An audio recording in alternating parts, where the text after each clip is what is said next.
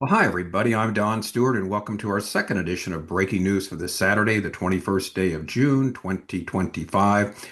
And since we were with you last, there have been five major stories that have come across the wire, stories that we need to look at and deal with. So let's get right to them. First and foremost, well, it looks like the B-2 stealth bombers appear to be on the move, on the way to Diego Garcia, on the way to possibly dropping these bombs. Remember that B-2 is the only ones that can hold those huge bombs, those bunker buster bombs, and they're on their way now, we're told, before Trump is expected at the White House today. So this from Fox News. We'll deal with that first. And then as Israel's war on Iran enters its second week, its mission grows longer. This is from the Jerusalem Post. So it seems it's going very well, but it's going to be longer than originally expected. Now, here's an interesting one. Iran's last card. Will the Houthis try to rejoin the war amidst Israeli strikes? This is from the Jerusalem Post. And evidently, the Houthis, once they saw the possibility of the U.S. entering in on the side of Israel, have decided seemingly to not keep their agreement with the United States and bomb the United States, bomb again ships in the Gulf and help Iran fight Israel. And of course, in doing that, they would fight the United States. So it seems the Houthis may come to the war now on the side of Iran. That's a new story. And then you have this one. Khamenei hiding in a bunker names potential successors amidst Israeli strikes. This is from YNET. So he's fearing, obviously, for his life. He's already naming potential successors. He knows he probably will not get out of there alive. So that's a fascinating story, a huge one. And then this story, killed in their sleep inside Operation Narnia. Israeli strikes on Iran's nuclear scientists. They killed them all at the same time. They were all sleeping in their beds with some type of secret weapon they haven't revealed. But this is the story they're revealing today. They all nine of them died at the same time, separately, all in their own beds with a secret weapon that the Israelis, pushed upon them, however they did it. And that's the story that's just breaking today. So we'll talk about it too. Amazing what Israel's able to do. All right, let's look at these stories. B-2 stealth bomber appeared to be on the move hours before Trump expected the White House from Fox News. America's unique bunker buster bombs could target Iran's heavily fortified nuclear facility. Six B-2 stealth bombers from Whiteman Air Force Base in Missouri appear to be en route to a U.S. Air Force base in Guam, USA. Guam, U.S. officials confirmed to Fox News. However, it is not immediately clear whether this is related to escalating tensions in the Middle East. Well, it seems to be very clear that it is. Everybody's reporting that seems to be what's going on. The bombers apparently refueled after launching from Missouri, suggesting they launched without full fuel tanks. Why? Due to the heavy onboard payload, which could be bunker buster bombs. The B-2 can carry two 15-ton bunker buster bombs, which only the United States possesses. Experts say the bombs could be critical to targeting Iran's most heavily fortified nuclear site at Fordow. And so this is what seemingly is taking place now. So they look like the stage is getting set for something to take place. They're getting into position, and that's the latest. So this is a huge story. Now, a second huge story from the Jerusalem Post now, as Israel's war on Iran enters its second week, its mission grows longer. While Iran's missile fire on the U.S. has been reduced, there is no clear indication that Iran is ready to throw in the towel. Israel entered into its second week with news that the IDF had carried out more airstrikes in Iran, eliminating several key Iranian Islamic Revolutionary Guard Corps commanders. In addition, Iran's Ayatollah Khamenei is apparently concerned that he is in the crosshairs of the campaign. While Iran's missile fire on Israel has been reduced, there is no clear indication that Tehran is ready to throw in the towel. This means that a campaign that began on June 13th and was expected to take weeks might now even extend longer. Israel is being told that this campaign could be prolonged. This was the messaging of IDF Chief of Staff Lieutenant General Eyal Zamir on Friday. It should prepare for, quote, a prolonged campaign to eliminate a threat of this magnitude after the government initially said it would last a week or two. Now, it's not surprising this is taking longer. Iran has been preparing for decades for something like this. They are armed to the teeth. They have all sorts of weapons. And as we said, in some sense, it seems they're being resupplied by China with its over 20 planes who have delivered something, seemingly delivered something to Iran in the last week or so. And so you've got that. And then with our next story, why it would last longer is because they have a final card to play, it seems. Will the Houthis try to rejoin the war amidst Israeli strikes? So we've got this story today. The U.S. threats to intervene against Iran have apparently led the Houthis to reconsider their stance, leading to Iran possibly playing its final card. Reports on Saturday indicate that the Houthis might increase their attacks if the U.S. joins Israel's war on Iran.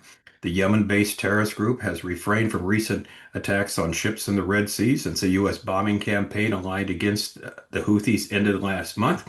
U.S. President Donald Trump chose to end the attacks after several weeks when the group appeared to agree to end their attacks on shipping, although not against Israel itself. The U.S. had intervened against the Houthis when they began attacking ships following the Hamas's October 7th, 2023 attack on Israel.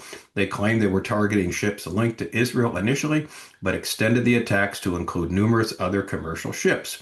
Although the Houthi attacks have been opposed by a group of Western countries starting in November, December 2023, this has failed to deter them. And they still have weapons there, the Houthis in Yemen. So it is possible one of the reasons the war will be prolonged. Not only are the people dug in, not only the people, at least the administration there in Iran is, but again, they believe they're divinely guided to fight this war, to fight for Allah, to bring in, everlasting rule of Islam throughout the world. That is the Shia Islam, not the Sunni interpretation of the last days. Shia is only 10% of Islam, but this is what the Iranians belong to, that sect of Islam. And they believe there'll be a conflagration of fighting, killing, which the big Satan, the U.S. will be destroyed, the little Satan, Israel will be destroyed. So they're not going to give up. That's why they're fighting. It's not about money. It's not about power. It's about which they believe their responsibility they have to do the work of Allah, and that is to destroy Israel and the United States. And what better way to do it than a nuclear weapon? That's why they've been doing this for the last 15, 20 years and working on it. So we'll see. Headline number 4 is fascinating. Khamenei, hiding in a bunker, names potential successors amidst Israeli strikes.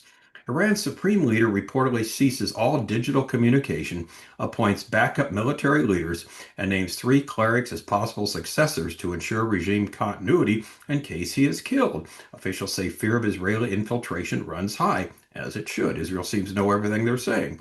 Iran's supreme leader, Ayatollah Ali Khamenei, has been sheltering in a bunker since the onset of Israeli strikes and has secretly designated 3 possible successors in the event he is killed.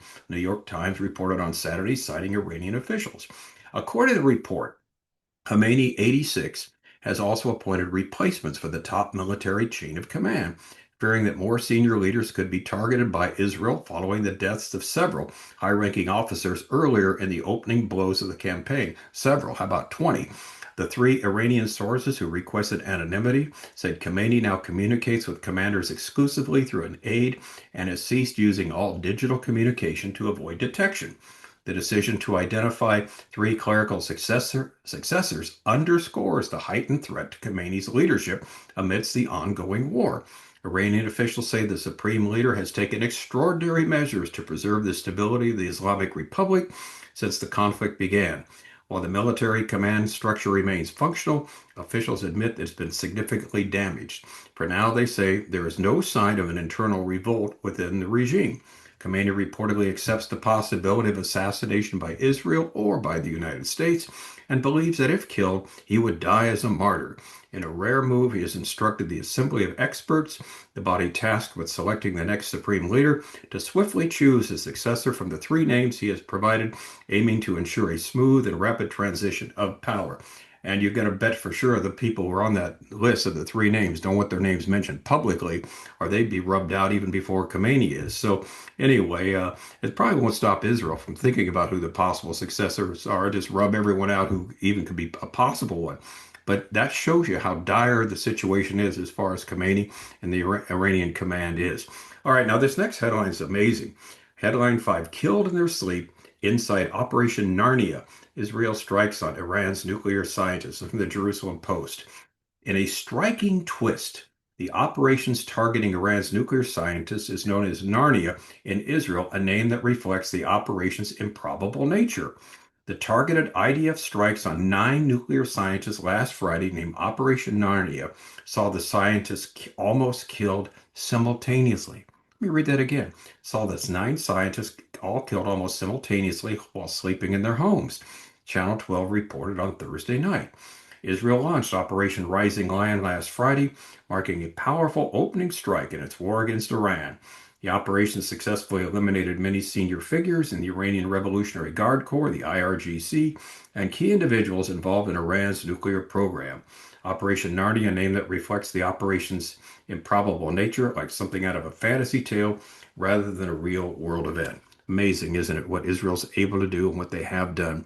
Again, the power of the Lord is behind them. He has promised, we know this very clearly from Scripture, that they will exist until the time of the end.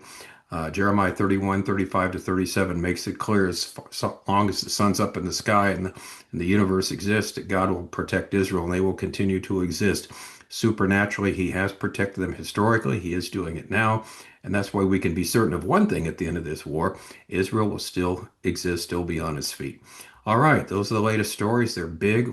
What else is going to happen next? Well, we're just going to have to wait and see. I'm Don Stewart. Thanks for watching. Until next time, as always, may our Lord richly, richly bless.